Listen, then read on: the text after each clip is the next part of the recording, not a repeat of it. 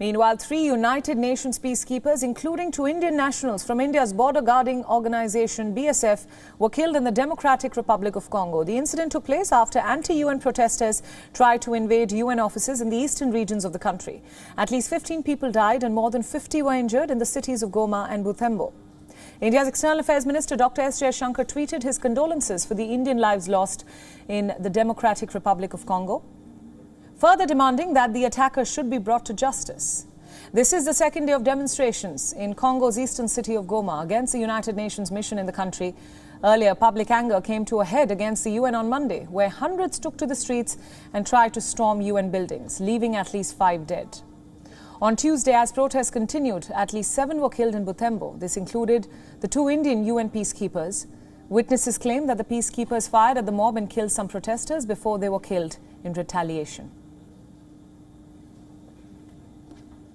Obviously, if there's any responsibility by UN forces for any of the injuries or any of the deaths, we will follow up on that. But yes, we do first need to get to the truth of what's happening on the ground. The Democratic Republic of Congo has seen UN peacekeepers present for years. The present version of the UN mission has been active since 2010. By 2021, there were more than 12,000 troops and 1,600 police from the UN present there. The UN forces are there to fight against the M23 rebel group, which has stepped up activity in the region. The deputy spokesperson for the United Nations chief, Farhan Haq, further outlined the presence of UN peacekeepers in DR Congo who are, for years, trying to build stability in the region. He says, listen in. We have been doing our utmost, as you know, not just for years, but really for decades, to try to bring stability to Eastern Congo, a place where, as you know, there are many different armed factions. There are times when some of those factions had ceased their activities, others rose up.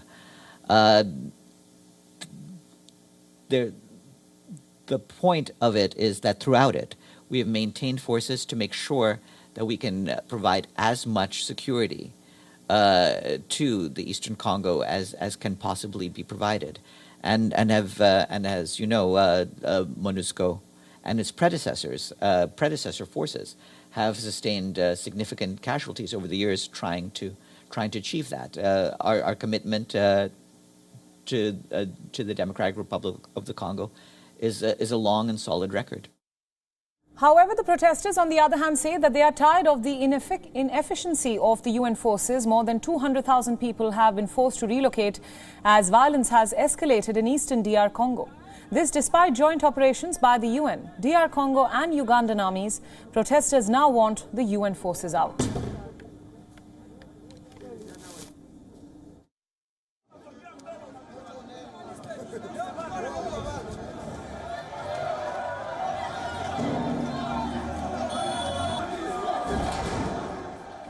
Tuko na polisi itatuchunga na mali zetu zote.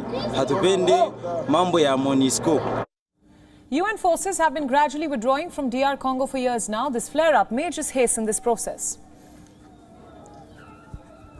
And for more details, our principal diplomatic correspondent Sidhant Sibal gets us this next report from New Delhi. Take a look.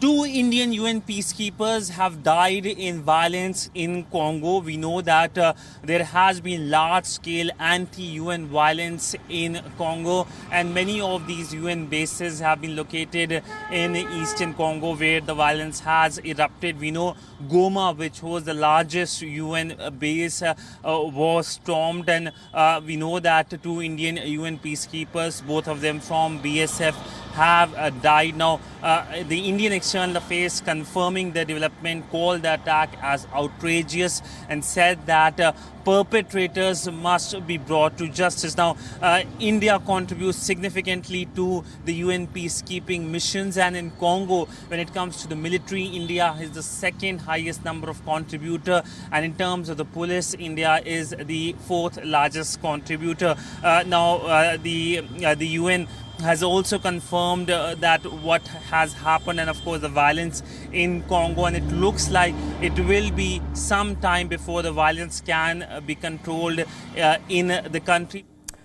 WION World is now available in your country. Download the app now and get all the news updates on the move.